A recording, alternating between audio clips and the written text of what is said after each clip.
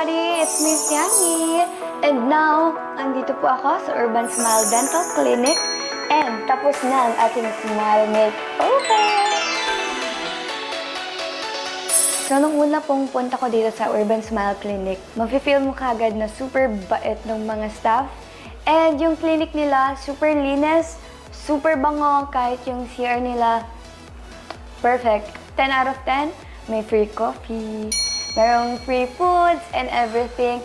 And then, yung mga doktor dito talaga, very hands-on sila sa mga nagpapagawa ng kanilang mga smile. Super bait lahat. Kahit si Doc RFD, super bait, super hands-on talaga pag may ginagawa sa aking teeth. And lahat ng request ko, grabe, ginagawa nila ng paraan para hindi lang ako masaktan kasi sa mga hindi po nakakaalam ay takot po ako sa turok ng kahit anong karayom na malalalim. So, nung nag-request ako kay Doc RFD na kung pwede i-sedate ako, kasi hindi ko po talaga kakayanin yung mga turok sa ngipin ko. Super bait ni Doc RFD. Ginawa niya ng paraan para ma-sedate ako. Thank you, Doc RFD. Super bait mo. Love you. So, nung first ko pong sedation, actually, nagulat ako. Kasi, tuturukan ko din pala ako.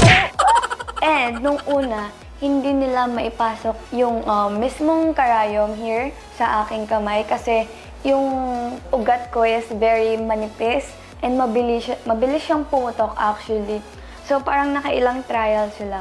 And buti na lang si Doc na naglagay ng sedation sa akin is super mabait. Talagang lahat ng pampakalmang ginagawa niya sa akin. Kasi trauma talaga ako sa any injection. So, ayun, nakahiga lang ako dito kung saan ako nakaupo. And then, talagang pinapakalma ako nila Doc RFD. And then, yung isa pa pong doctor na nag-sedate sa akin. Okay, so, tapos na yung turok-turok. So, ang nangyari, nung unang lagay ng sedation, so, hindi na siya tinurok sa akin. Tinurok siya mismo dun sa nilagay here sa aking kamay. Grabe, na-amaze ako kasi na-feel ko yung paglamig ng ganto ko. Satisfying siya actually. Pero after ilang seconds, wala na, borlogs na ako. Tulog na po talaga ako. Ganun kabilis yung kanilang sedation. And paggising mo, wala na akong maalala. Tapos na yung teeth ko. So, ganun kagaling. I'm so proud. Ang first impression ko talaga kay Doc is very professional talaga. Kasi unang kita ko kay Doc, very talaga siya yung kanyang paano siya kumausap ng client, kung paano siya gumawa ng client sa mga teeth. Very professional talaga. And yung posture ni Doc, sobrang doktor na doktor talaga. So very professional talaga.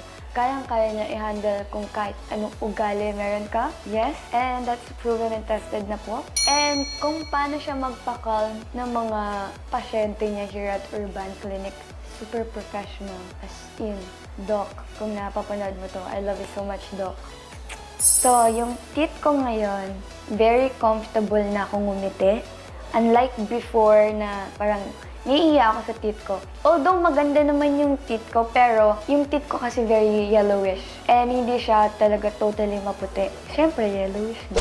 But yeah, now, very confident na akong tumawa ng malakas, ng malaki. Kasi yung teeth ko, very pretty na. And parang simula nung kinabit sa akin tong teeth ko, naboost niya yung confidence ko talaga. Kahit tulog ako, nakangiti po ako. Kahit galit po ako, parang, hoy, ikaw talaga. Ganon. Super pretty ng teeth ko. Thank you so much, Doc RFD. So, nung nakabit yung teeth ko, actually, kasama ko si GM nun, here. Kasi nga, takot ako sa sedation. Another sedation na naman. First, kasi hindi available yung mami ko nun. So sabi ko, samahan mo naman ako. Kasi ako talaga ako sa hindi ko yun. Talaga kaya. Kahit sabihin nyo na may tattoo ako. Kasi iba po yung tattoo ng needle. Sa needle na ituturok talaga. Sa mga hindi nakakalam, yung tattoo po ng needle, ganyan lang kaliit. And then yung ituturok sa'yo ganyan. So, it's a no for me. And, so nakasedate na ako. Dito siya, nanonood lang siya. Tapos, nung nakabit na siya, groggy pa ako. Actually, umalis po ako dito sa Urban Smile Clinic. Groggy pa ako. So, pinagtripan niya muna ako. Bago niya i-compliment yung teeth ko na super natural lang tingnan. Parang hindi daw ako nag-veneers. Actually, yun, sabi niya, ang ganda na daw ng smile ko. Yung mga nakakapanood naman ng sa teeth ko, or yung mga nakakita na sa hands personal, sinasabi nila super ganda tingnan ng teeth ko and very natural looking lang. Para daw siyang normal teeth ko lang. Actually, I agree naman na very natural yung pagkagawa sa veneers ko. Pag may nagko-compliment sa akin, sinasabi ko, veneers to, ginawa to ni Doc RFD. Hindi sila naniniwalang veneers to actually kasi nga, kung makikita niyo po sa personal or kahit kayo naman na nakakanood nito, napapansin niyo na very natural looking lang talaga yung teeth ko. So yeah, I'm so happy. Thank you talaga, Doc.